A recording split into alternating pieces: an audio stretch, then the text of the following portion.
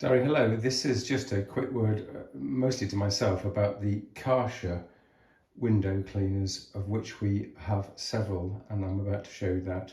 Now, in front of you, you see one that's been disassembled because although I work at a repair cafe and was going to take it to people far more skilled than myself for such dismantling, I couldn't wait. So I impatiently opened not just one, but two Karchers last night. And now I know a lot more about their internal workings.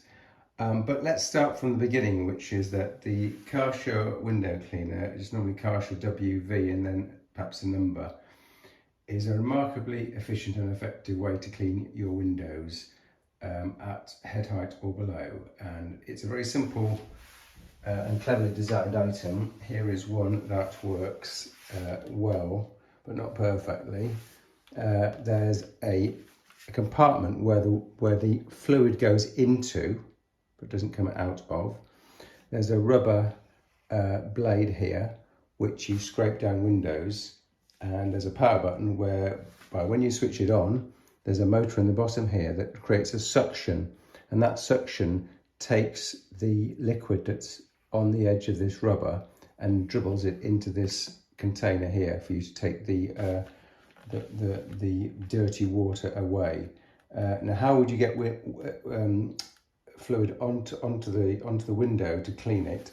Well, you could just use a cleaning spray like this, simple cleaning spray, or if you buy a Karcher with the right accessories, you can buy this. This comes with some of the Karcher, so that's something you can fill in the bottom here with a similar kind of like detergent, and then when you pull this lever, it sucks up, it sucks up stuff here, sprays it out there, and then as you're pulling down the window, you're going to put it onto the window itself. And then when you've completely covered the window in that detergent, you're then going to switch this device on. It's going to suck it through that rubber aperture here into this bottle here. And when you're finished for the day, you're going to open this gizmo here and pull out this bottle.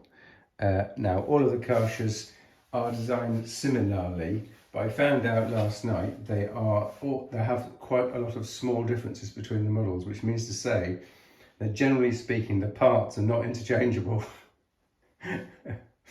So it was a bit of a disappointment, really. So in front of you, you see a Karcher W2. This is a Karcher WV50, and at the holding up the fort here in pieces actually is a Karcher black WV. I'll just try and reassemble that. So as you can see, it all comes apart for you to actually clean the internals of. So there's a Karcher black WV, which in my mind is probably similar to the W2. So in terms of pricing, you're probably going to spend at least £50 on these devices, and you might get some accessories thrown in. For me, none of the accessories are that useful. I think it's like going to a pub and ordering accessories like Trisps. They're probably making all their money on the accessories, Karcher. So this accessory is mildly useful.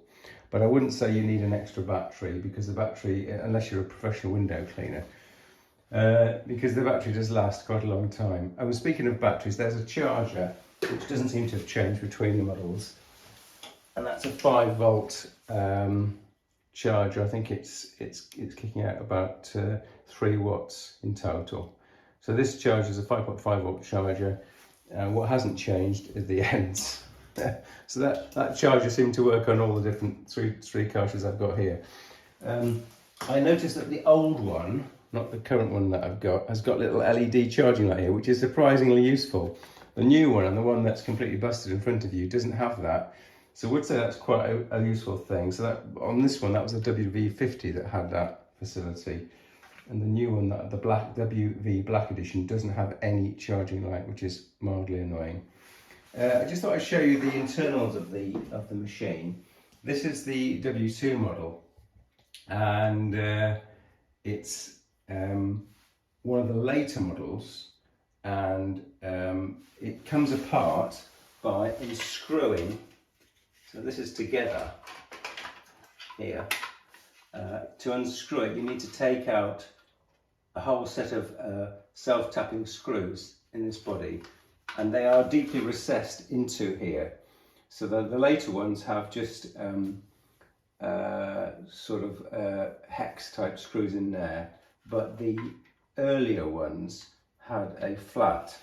So they've changed the screws. In general, they've changed things just a little bit so that none of these components are easily interchangeable.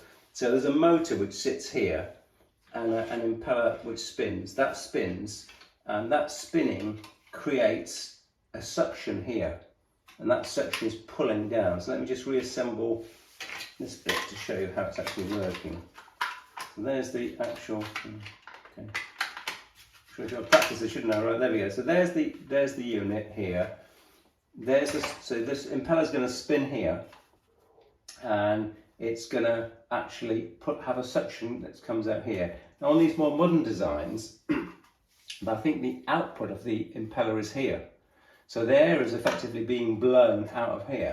But on the earlier designs, like this one that I did actually sort of manage to repair last night, you notice there was a vent here. So basically on this design, I've had fluid coming out of here. Now of course that's completely bad. Fluid is supposed to be, there's supposed to be a suction pipe here which pulls the fluid through here, but it's supposed to go into this tank. It's not supposed to go down that pipe here because the motor is here. And on these earlier versions, the motor is not encased in a kind of rubberized case. So on the earlier version, there's an impeller, but the motor is actually bare. So if water is coming out of here and not going into here, you run the risk of the water going straight onto the electronics and the motor and ruining everything. Although it's still not perfect because this is the encased WT version. I don't know if you can see it, but this has got completely corroded here and here. And the motor also has some signs of corrosion. So even on this encased W2 version, it doesn't always stop. And again, on this new version, I'm trying to get it back together,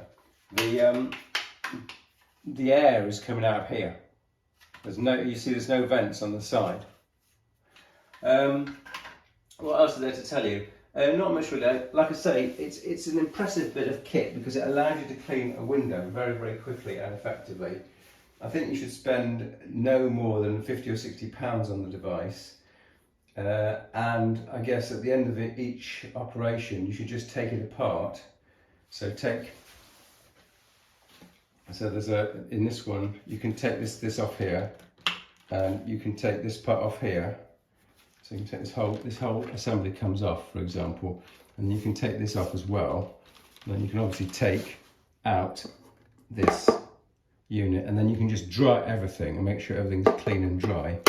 And that will give you a better life expectancy than just leaving it all in one humongous wet mass. Okay, Darius, so that's what I've learned. This unit in front of you is going into the bin because it's unrecoverable. This WV50 has been recovered and will be gifted away. And the current one, which is the WV Black Edition, is our current one. That's still running. Here's what it sounds like, by the way.